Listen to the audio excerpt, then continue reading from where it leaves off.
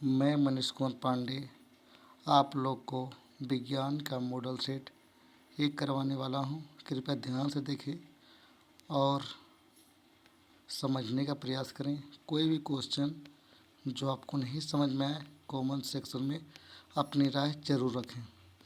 पहले क्वेश्चन की ओर चलते हैं। किसी प्रकाश स्रोत के सामने क्या लिखा हुआ? किसी प्रकाश स्रोत के सामने एक रुकावट रख देने पर क्या बनता है? रुकावट का मतलब अपारदर्शी वस्तु, जिससे आर पार ना हो। कहीं से प्रकाश आ रहा है, वहाँ पर अपारदर्शी वस्तु रख दोगे तो उसके पीछे क्या बनेगा? छाया बनेगा। इसका उत्तर सही है। एक समतल दर्पण की फोकस दूरी होती है। एक समतल दर्पण की फोकस दूरी अनंत होती है। 1 मीटर फोकस दूरी वाले उत्तल लेंस की क्षमता होगी। हमको क्षमता निकालना है। फार्मूला यार ठीक है ना, देखिए ध्यान से। यहाँ पर पी बराबर फॉर्मूला पढ़े होंगे 1/f। तो पी यहाँ फोकस दूरी कितना था? 1 मीटर। तो इसका 1 डायोप्टर। लेंस की क्षमता का मतलब क्या होता है? डायोप्टर होता है। ध्यान से देखिए, यहाँ ऑप्शन नंबर कौन सा होगा? सी बिल्कुल सही है। निम्नलिखित में किस लेंस को अपसारी लेंस कहते हैं? अपसारी लेंस है यहाँ तो अवतल लेंस होगा। अगर दर्पण होता मेरे भाई तो उत्तल दर्पण होता। इस बात का ध्यान दीजिएगा। प्रकाश की चाल विभिन्न माध्यम में होती है। विभिन्न का मतलब अलग अलग माध्यम में। ठीक है, तो समझते हैं। जैसे निर्वात में प्रकाश के बारे में आप सब जानते होंगे, 3 × 10⁸ मीटर प्रति सेकेंड निर्वात में। कांच में कितनी होती है? 2 × 10⁸ मीटर प्रति सेकेंड। आप बताइए क्या अलग अलग है कि एक समान है? सभी का आंसर होगा अलग अलग। इसी को बोलते हैं भिन्न भिन्न। ऑप्शन नंबर क्या होगा आपका? ए होगा। चलिए क्वेश्चन नंबर 6 देखते हैं। किसी उत्तल लेंस द्वारा उत्पन्न आवर्धन का ये सही मात्रक। आवर्धन क्या होता है? प्रतिबिंब की ऊंचाई वस्तु की ऊंचाई के अनुपात। अनुपात होता है, अनुपातिक राशि होता है, इसलिए यह मात्रक विहीन राशि है। इस बात का ध्यान दीजिएगा। निम्नलिखित में किसका अपवर्तनांक सबसे अधिक होता है? सबसे अधिक अपवर्तनांक जो होता है हीरा होता है।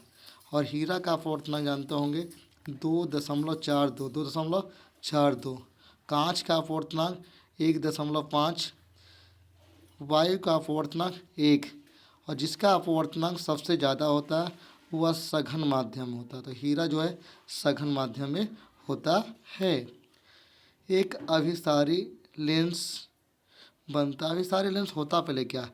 अभिसारी लेंस उत्तल लेंस को कहते हैं। तो उत्तल लेंस में जो होता है कभी आभासी तो कभी वास्तविक प्रतिबिंब, मतलब उसमें दोनों प्रकार का प्रतिबिंब बनता है। ऑप्शन नंबर सी सही है। आकाश का रंग नीला होना किस परिघटना का परिणाम है? आकाश का रंग नीला क्यों होता है? तो प्रकाश के परिकिरणन के कारण। परिकिरणन का मतलब जब प्रकाश की किरणें धूल कणों से टकराती है और उनके रंगों का फैलाव हो जाता है, बिखराव हो जाता है, तो उसे परिकिरणन कहते हैं। प्रकाश का प्राथमिक रंग कौन है? लाल, हरा, नीला। तो लाल भी है यहाँ पर, हरा भी है, नीला भी है। ऑप्शन नंबर डी बिल्कुल सही है। बृहत संख्या में प्रकाश सुग्राही कोशिकाएं कहाँ मिलती है? बहुत सारी कोशिकाएं जो होती है कहाँ मिलती है जो प्रकाश सुग्राही है? रेटिना पर। रेटिना क्या होता है? मानव नेत्र की सबसे भीतरी परत रेटिना होती है, जहाँ वस्तु का प्रतिबिंब बनता है वास्तविक, उल्टा और वस्तु से छोटा। दूरदृष्टि दोष के उपचार के लिए किस लेंस का उपयोग? दूरदृष्टि दोष है तो कौन लेंस का प्रयोग करेंगे हम लोग? उत्तल लेंस का प्रयोग करेंगे। अगर रहता निकट दृष्टि दोष तो अवतल लेंस का प्रयोग करते। Question number 13। मानव नेत्र के लिए दृष्टि का अस्तित्व क्या होता है? मतलब कि अस्तित्व का मतलब हो मेरे बाबू, जब हम किसी वस्तु को देखें तो कितना समय तक हमारी आंखों में उसका प्रतिबिंब बना रहे? तो इसका आंसर 1/16 सेकेंड तक होगा। निम्नलिखित में कौन सा मात्रक वाट के बराबर होगा? वाट, लेकिन वाट भी किसी का मात्रक होता है। इसके बारे में देख समझने का प्रयास करते हैं। आप फार्मूला का भी पढ़े होंगे, शक्ति बराबर सूत्र पढ़े होंगे कार्य बटा समय। कार्य बटा समय। अब देखिए इसमें सभी का मात्रक ले लीजिए। शक्ति का मात्रक जो होता है वाट होता है, कार्य का मात्रक जूल होता है, और समय का मात्रक क्या होता है? सेकेंड। इसी को हम बोलेंगे बाबू जूल प्रति सेकेंड। ध्यान से देखिएगा, कहीं पर ऑप्शन जरूर होगा। ऑप्शन नंबर आपका 14 का कितना हो गया, बी नंबर, जूल प्रति सेकेंड। ध्यान से समझने का प्रयास कीजिएगा। 1 किलोवाट घंटा बराबर होता है, 1 किलोवाट घंटा 1 यूनिट के बराबर होता है, बिल्कुल सही आंसर। 1 किलोवाट घंटा बराबर होगा 1 यूनिट के बराबर होता है। विद्युत शक्ति का ऐसा मतलब तुरंत अभी पढ़ें, इसका मतलब वाट होता है। वोल्ट किसका होता है, विभवांतर का होता है। जूल अभी तुरंत पढ़े, कार्य का होता है। न्यूटन किसका, बल का होता है। 1 किलोवाट घंटा बराबर होगा या 36 लाख जूल के बराबर होता है। यहाँ 36 लाख नहीं है, मानक रूप में लिख दिया 3.6 गुने 10⁻6 जूल। दाएं हाथ के अंगूठे के नियम का प्रतिपादन। दाएं हाथ का अंगूठा, अंगूठा लिखा हुआ तो मैक्सवेल होगा मेरे बाबू। अगर यहाँ दाएं हाथ रहता तो केवल फ्लेमिंग होता। विद्युत फ्यूज, विद्युत धारा किस सिद्धांत पर कार्य करता है, ऊष्मीय प्रभाव पर कार्य करता है। 1 माइक्रो एम्पियर का मान 10⁻⁻6 एम्पियर के बराबर होता है। प्रतिरोध का मान बढ़ाने के लिए प्रतिरोध को जोड़ा जाता है। अपना प्रतिरोध बढ़ाना है, बढ़ाने के लिए श्रेणी क्रम और घटाने के लिए समानांतर क्रम। अगर बढ़ाना है तो श्रेणी क्रम, घटाना है तो समानांतर क्रम, जिसे पार्श्व क्रम भी कहा जाता है। इलेक्ट्रॉनिक हीटर की कुंडली बनाने में किस तार का प्रयोग किया जाता है, तो यह नाइक्रोम तार का प्रयोग होता है। हीटर बनाने में नाइक्रोम, अगर यही रहता बल्ब का फिलामेंट की धातु का बना होता तो टंगस्टन धातु का बना होता है। क्वेश्चन नंबर अगला देखते हैं, बहुत इंपॉर्टेंट क्वेश्चन यहाँ। निम्नलिखित में कौन ग्लोबल वार्मिंग के लिए उत्तरदायी है, तो कार्बन डाइऑक्साइड ग्लोबल वार्मिंग के लिए उत्तरदायी है।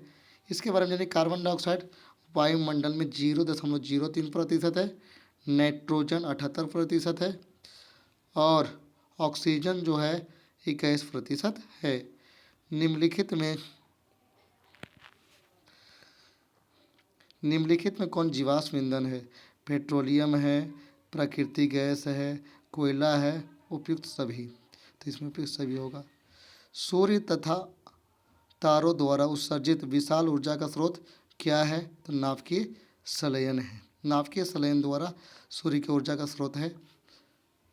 टिहरी बांध का निर्माण, बांध बनाया गया तो क्या इसका उद्देश्य है।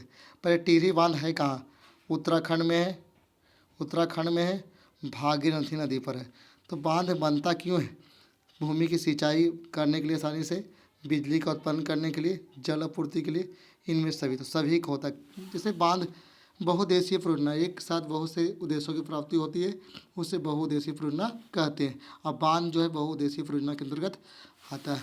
क्वेश्चन नंबर 27, निम्नलिखित में किस सेल का उपयोग, खिलौने में किस सेल का उपयोग होता है, तो सूखा सेल। जो आपके बच्चों के घर में खिलौना हो, गाड़ी उड़ी होता है, वह सूखा सेल होता है। जल में विद्युत अपघटन में कैथोड पर कौन सी गैस मुक्त होती है, हाइड्रोजन गैस मुक्त होती है।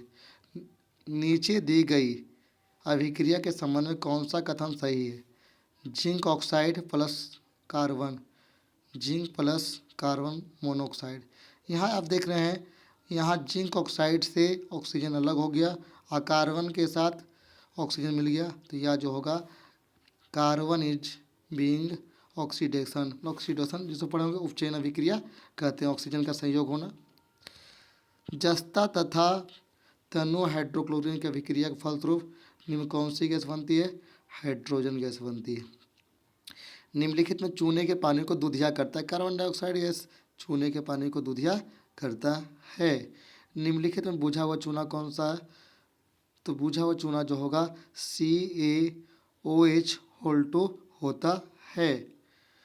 दंतमंजन बनाने में प्रयोग होता है, क्षारीय दंतमंजन का प्रयोग किया जाता है। दंतमंजन जो होता है वो क्षारीय होना चाहिए। नींबू में कौन सा अम्ल होता है, तो नींबू में साइट्रिक अम्ल होता है। कौन सा अम्ल, साइट्रिक अम्ल। लैक्टिक अम्ल किस में होता है, सब जानते होंगे, दही में। एसिटिक अम्ल सिरका में। फॉर्मिक अम्ल चींटी के डंक में होता है। मिल्क ऑफ मैग्नीशियम का पीएच मान कितना होता है, तो 10.5 होता है। जस्ता का अयस्क सीनेवार होता है। जस्ता का अयस्क जो होता है जिंक प्लेट। जस्ता का जो अयस्क होता है जिंक प्लेट होता है। बॉक्साइड किसका होता है, एल्युमिनियम का। सिनेवार पारा का।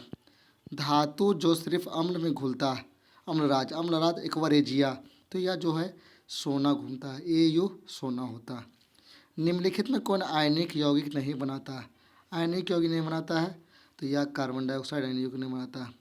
हीलियम गैस है अक्रिय गैस। कौन सी गैस? अक्रिय गैस। सबसे कठोर प्राकृतिक पदार्थ क्या है? तो यह हीरा है, जिसका अपवर्तन सबसे ज़्यादा होता है। बेंजीन का अनुसूत्र होता है C6H6। आज के लिए इतना ही। अगर आपको यह वीडियो अच्छा लगा हो तो कमेंट सेक्शन में ज़रूर लिखिएगा अपनी राय। आगे वीडियो प्राप्त करने के लिए चैनल को सब्सक्राइब करें, अपने दोस्तों में शेयर करें। थैंक यू, धन्यवाद।